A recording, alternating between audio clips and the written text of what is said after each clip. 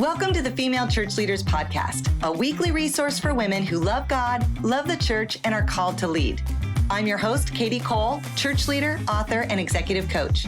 After more than 30 years in full-time ministry, often as the only woman at the table, I understand how meaningful yet challenging your calling can be. That's why I created this podcast, to remind you that you're not leading alone. Each week, I'll share practical tools, biblical insights, and honest encouragement for the real challenges female leaders face in ministry, so you can grow your skills, strengthen your faith, and lead with more confidence and joy without burning out or striving to prove yourself. We drop a new episode every Monday because Sunday is coming and you are going to be ready for it. If your team isn't growing the way you expected, there's usually a reason. You can have great people, you can have a strong culture, you can even have clear vision, and still feel like development is slower than it should be. Leaders plateau, potential goes untapped, and you find yourself stepping in more than you want to. Not because people don't care, but because they're not being developed in alignment with how God designed them. So today, we're going to get very practical. I want to show you how to actually use a spiritual gift assessment as a leadership tool. Not just something people take once and forget, but something you use to identify, affirm, and develop people over time. And then we're going to take a deep dive into the first gift in our series, the gift of administration. Let's start with the assessment. Many Christians have taken one. They get the results, they read the descriptions, they might even say, yeah, that sounds like me. And then nothing changes. Because information alone doesn't develop people. Leadership does.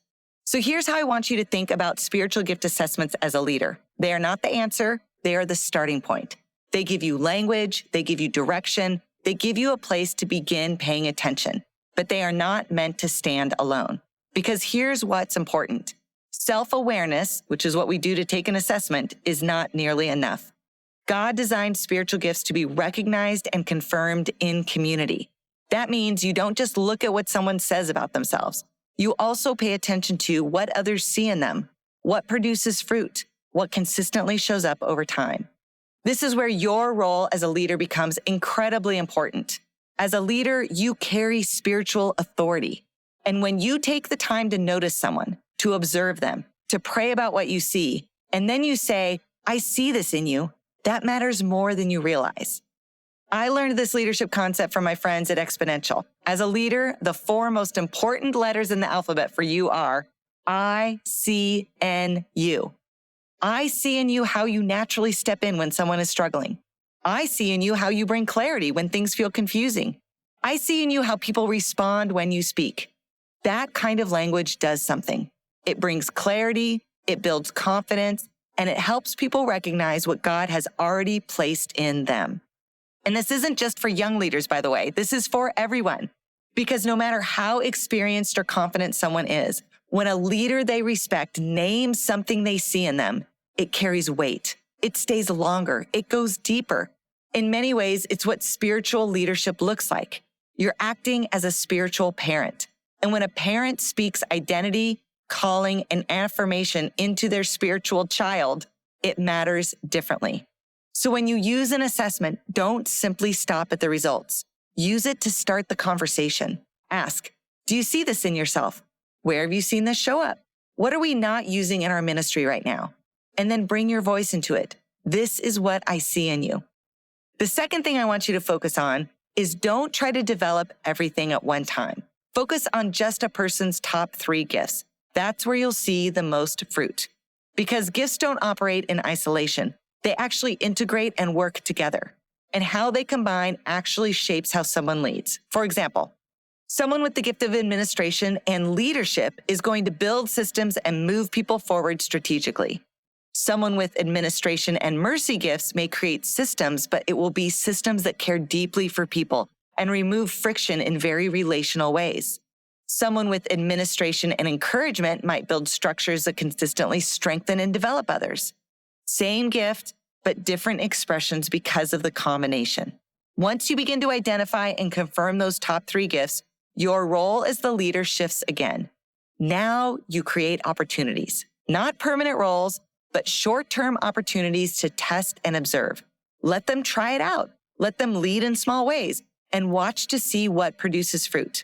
If the gift is really there, you will see it. because the impact will be disproportionately greater than their effort and everyone else's work in the same direction. And if someone is more mature in their gifting, this actually matters to you also. They need opportunities to talk about it with those who are younger in their gifting. They need to be able to name it out loud, to model it, and to explain how it operates as a mature believer who's nurtured this gift over years. Because that's how other people will learn, not just through theory, but by learning from that person's example. Now let's shift into our first gift. And this one is incredibly important for leaders to understand, especially when you're developing women on your team. I want to talk about the gift of administration. And I want to say this clearly. The gift of administration is not a support gift. It is a leadership gift. Let me give you a really practical way to recognize if this gift might be missing from your team. Because sometimes it's not about identifying who has it. It's also about, as a leader, noticing what's not happening on your team and in your ministry. You may be missing the gift of administration on your team if things consistently feel disorganized or unclear. Ideas don't actually turn into execution.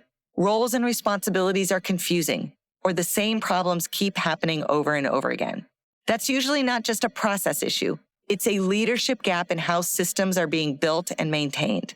See, the gift of administration is the ability to design the how behind ministry. It takes vision and turns it into clear, strategic, executable plans that actually move things forward. Vision says, here's where we're going. Administration says, here's how we're going to get there. And this is where the gift of administration is often misunderstood, especially in women, because the word administration gets confused with administrative tasks or being an administrative assistant, being organized, managing calendars, handling logistics. Let me explain. Those are skills. They're actually just part of being a mature, responsible adult. That is not a spiritual gift. The spiritual gift of administration is, more than anything, strategic. It sees gaps quickly. It builds systems. It creates pathways forward. This is someone who naturally asks, how is this actually going to work? Or how can we make this better? And then builds the answer. These are people who break ideas into clear steps, identify inefficiencies others often miss, and improve systems without being asked. They don't just organize. They design better ways forward. And when this gift is misunderstood, it often gets mislabeled, especially in women. You might hear things like, she's so critical. She's too detailed. She's always negative. But what's actually happening is she sees what's not working and she cares enough to say something. Or even more commonly, a woman gets placed in a lower level support role because people assume, oh, she's just administrative, instead of recognizing this is a gifted strategic leader. And when that happens, this gift becomes frustrated and underutilized because it was never designed just to manage the tasks of someone else's plan. It was designed to help build the plan and strategize its execution. Biblically, we see this gift in places like Acts chapter 6, where structure was created so ministry could expand, or in Joseph's leadership throughout the book of Genesis, where strategy and planning preserved an entire nation. This gift is not just practical, it's spiritual. It builds the church and serves people. Now, every gift also comes with its own growth areas. For administration, that often looks like learning when to speak and when to simply be supportive, learning to lead with relational awareness, especially when giving input, and learning that not every inefficiency needs to be fixed immediately, because this gift can move fast. And most people without this gift cannot process at the same speed. But when this gift is developed well, it changes everything.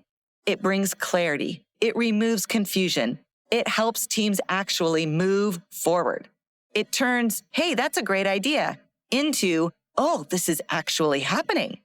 So as a leader, here's what you do with someone who has this gift. Give them ownership, not just tasks. Ask, what's not working that we're missing? Invite them into planning conversations. Let them improve something you know is underperforming, and then support them as they grow in how to lead people, not just systems.